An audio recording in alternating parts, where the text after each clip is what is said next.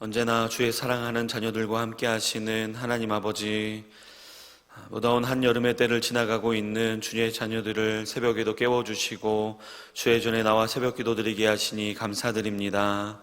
오늘도 살아계신 하나님 아버지의 사랑과 은혜를 풍성히 부어주시고 믿음 더하셔서 하나님을 더 깊이 만나는 복된 새벽 기도의 시간 되게 하여 주옵소서.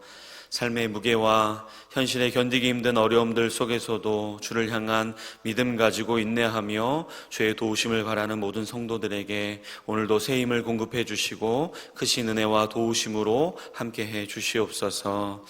새롭게 시작한 이 하루도 하나님께서 허락하신 복된 날인 줄 믿사오니 이 한날을 통해서도 기쁨과 평안이 가득하며 하나님을 더 알아가게 하시고 믿음이 자라가고 성숙해져가는 복된 하루 되게 하여 주옵소서.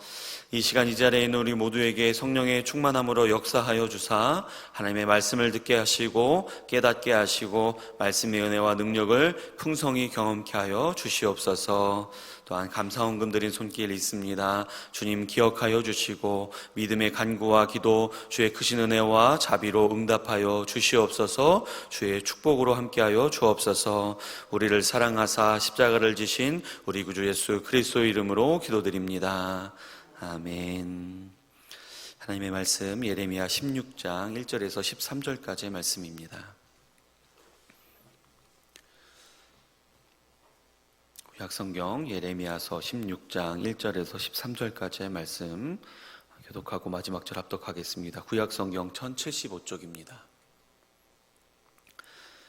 구약 1075쪽 예레미야 16장 1절에서 13절까지의 말씀 교독하고 마지막 절 합독하겠습니다. 여호와의 말씀이 또 내게 임하여 이르시되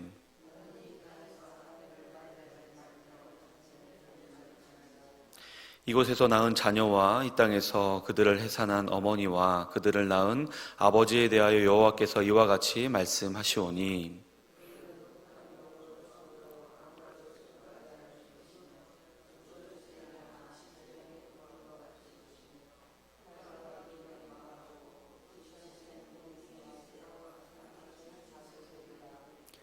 여호와께서 이와 같이 말씀하시되 초상집에 들어가지 말라. 가서 통곡하지 말며 그들을 위하여 애곡하지 말라. 내가 이 백성에게서 나의 평강을 빼앗으며 인자와 사랑을 제함이라. 여호와의 말씀이니라.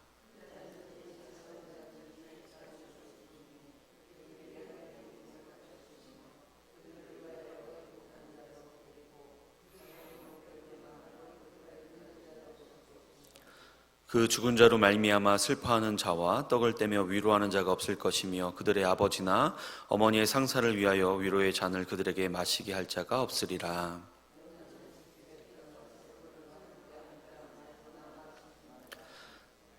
만군의 여호와 이스라엘의 하나님께서 이와 같이 말씀하시니라. 보라, 기뻐하는 소리와 즐거워하는 소리와 신랑의 소리와 신부의 소리를 내가 내 목전 내 시대에 이곳에서 끊어지게 하리라.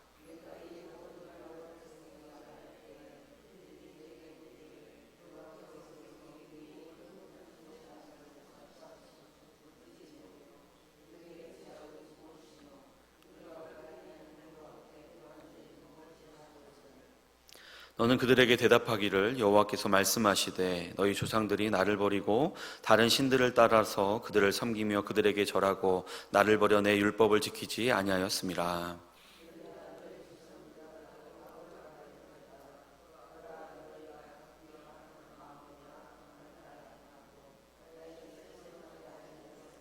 함께 했습니다. 내가 너희를 이 땅에서 쫓아내어 너희와 너희 조상들이 알지 못하던 땅에 이르게 할 것이라. 너희가 거기서 주야로 다른 신들을 섬기리니 이는 내가 너희에게 은혜를 베풀지 아니함이라 하셨다 하라. 아멘. 할렐루야. 월요일 새벽 기도에 나오신 모든 성도님들에게 하나님의 기쁨과 평강이 오늘도 가득하시기를 주님의 이름으로 축복합니다. 계속해서 하나님의 말씀이 예레미야에게 임하는 것으로 오늘 본문 말씀이 시작하고 있습니다.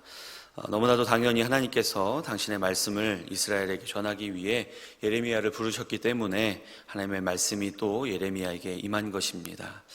그런데 만약 우리가 우리가 예레미야와 같은 하나님의 부르심을 받고 계속해서 우리에게 하나님의 말씀이 임한다고 한다면 어떠실 것 같으십니까? 저는 목사이기 때문에 예레미야에게 하나님의 말씀이 임한 것처럼 또 저에게도 하나님의 말씀이 임하기를 사모합니다. 하지만 한편으로는 인간적으로 하나님의 말씀의 무게감을 감히 상상하기도 어렵고 또 부담스러울 것도 같습니다. 마치 이스라엘 백성들이 출애굽 후에 시내산에서 하나님의 말씀을 듣는 것을 두려워해서 모세에게 전해 듣기를 원했고, 그래서 백성은 멀리서 서 있고 모세는 하나님이 계신 흑암으로 가까이 나아갔던 것처럼 감히 인간이 지극히 높고 위대하시며 거룩하신 하나님의 말씀을 받는 것은 굉장히 영광스럽기도 하면서 두렵고 떨리며 부담스러운 것일 수 있겠습니다. 그럼에도 목사나 또 어떤 특별한 직분을 받은 사람들뿐 아니라 하나님의 자녀며 또 하나님의 백성들에게는 하나님의 말씀이 임해야 하며 들려져야 하는 것입니다.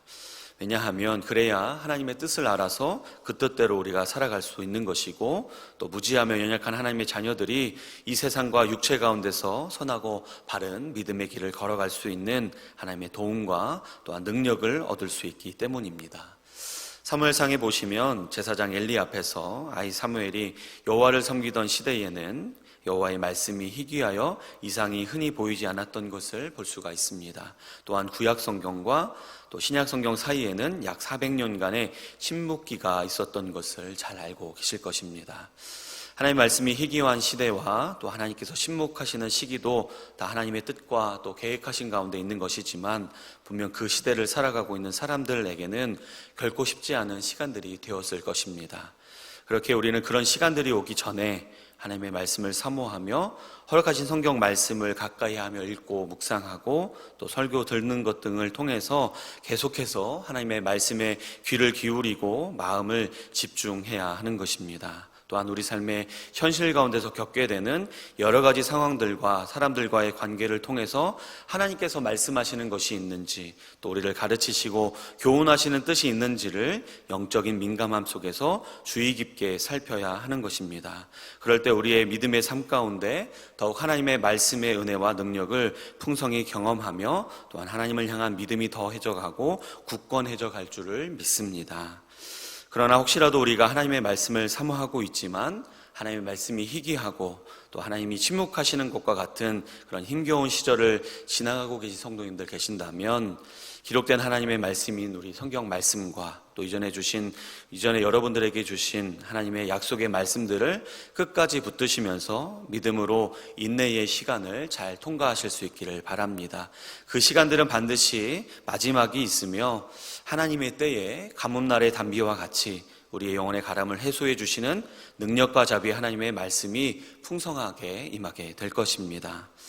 더 나아가 우리 성도들 개인뿐만 아니라 하나님의 교회인 우리 의동교회도 마찬가지입니다. 늘 살아계신 하나님의 말씀이 임해야 하는 줄로 믿습니다.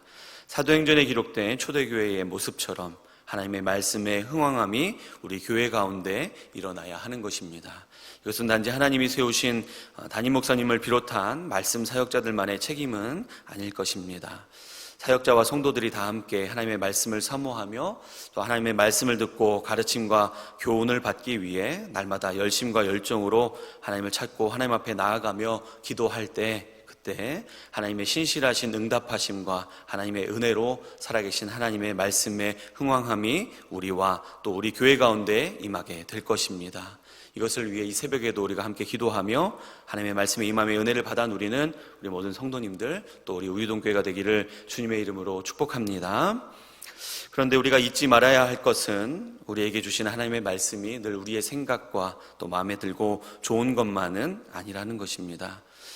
예레미야서를 새벽마다 묵상하면서 계속해서 발견하는 것은 무엇입니까? 예레미야가 자신을 포함한 자신의 민족이 하나님께 범죄하여서 끝내 돌이킬 수 없는 심판을 받게 된 것을 계속해서 하나님의 말씀으로 받아 선포해야 한다는 것입니다. 이 얼마나 인간적으로는 슬프고 또 고통스러운 일이었겠습니까? 심지어 단지 하나님의 말씀을 듣고 전달하는 역할만이 아니라 오늘 본문에 기록하고 있는 것처럼 하나님이 원하시는, 하나님이 말씀하시는 행동을 하며 살아야 했습니다. 오늘 본문 2절입니다. 너는 이 땅에서 아내를 맞이하지 말며 자녀를 두지 말지니라. 5절입니다.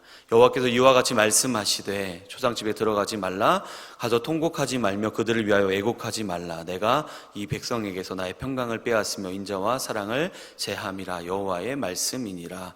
마지막 8절입니다. 너는 잔치집에 들어가서 그들과 함께 앉아 먹거나 마시지 말라. 하나님께서 말씀하신 행동들이지만 어느 것 하나 마음 편히 우리가 할 수 있는 행동이 없는 것을 볼 수 있습니다. 이처럼 하나님의 말씀을 듣고 또 하나님의 가르침과 교훈을 그대로 따르며 살아가는 삶은 결코 쉽고 편한 여정이 아닙니다. 우리의 생각과 마음에 들지 않고 또 듣기 싫고 또 하기 싫어도 우리에게 주신 하나님의 말씀이라면 우리는 그 말씀대로 순종해야 하는 것입니다. 어떤 특별한 부르심을 받은 사람만이 아니라 하나님의 자녀요 하나님의 백성이라면 우리는 하나님의 말씀에 순종해야 하는 것입니다. 그럴 때 우리가 살아가는 이 세상과 또 우리를 향한 하나님의 뜻이 온전히 드러나고 이루어질 수 있다는 것을 꼭 기억하실 수 있기를 바랍니다. 또한 하나님의 말씀에 대한 온전한 순종은 하나님의 자녀에게 하나님의 말씀이 임하게 되는 지름길과도 같은 것을 우리가 깨닫게 됩니다. 우리 가정이나 직장에서의 경우를 생각해 보면 식구들 중에서 또는 직장 동료나 부하 직원 중에서 누구에게 어떤 부탁을 하거나 심부름을 더 자주 시키게 되겠습니까?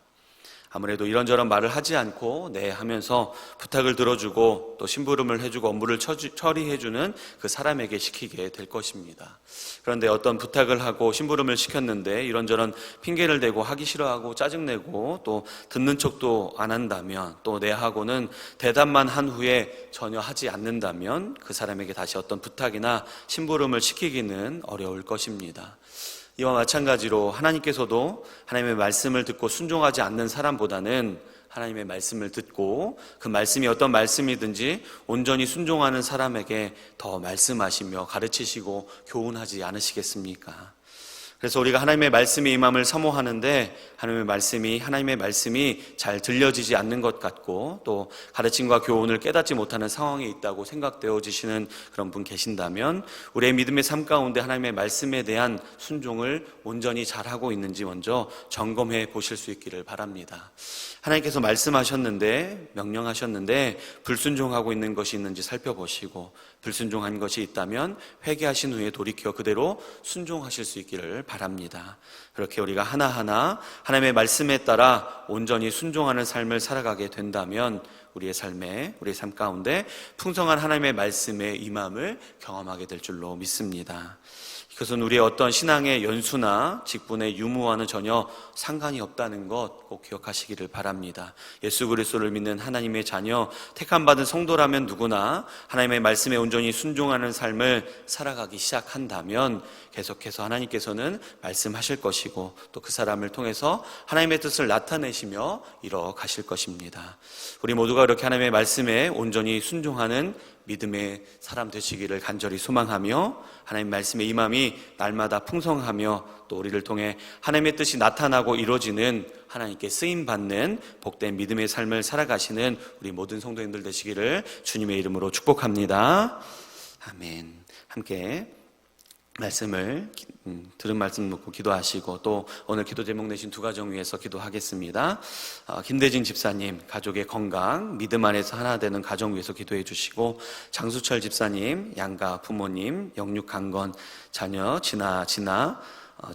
건아 앞날과 신앙 성장 위해서 또 믿음과 은혜 속 화목한 가정과 또 사업장 위해서 직장에서 믿음의 본이 되는 삶을 위해서 기도해 주시고 또 우리 교회 환우들과 우리 의동교회를 위해서 또 나라를 위해서 기도해 주시고 또 이번 주 휴가 지내고 계시는 담임 목사님 위해서 기도해 주시고 각자 가지고 나오신 기도 제목 가지고 기도하신 후에 자유롭게 돌아가도록 하겠습니다. 함께 기도하겠습니다.